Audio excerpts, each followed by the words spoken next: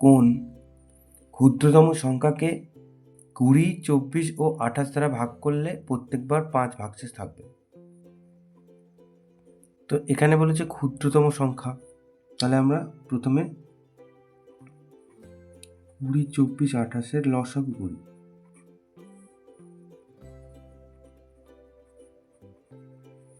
তাহলে এখানে এটা হলো 2 দিয়ে 5 দুগুণে 10, 6 দুগুণে 12, 7 দুগুণে 14। তাহলে অতএব লসাগু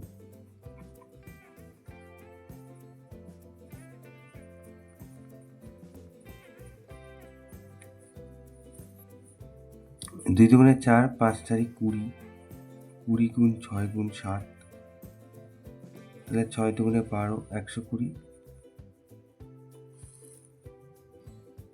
তাহলে 7 12 84 শূন্য। তাহলে এটা হচ্ছে লসাগু। এবার বলেছে 5 ভাগশেষ থাকবে, তাহলে 5 বেশি থাকতে হবে। তাহলে অতএব নির্ণেয় ক্ষুদ্রতম সংখ্যা 840 প্লাস 5, তার মানে 845। তাহলে এইটা হচ্ছে উত্তর।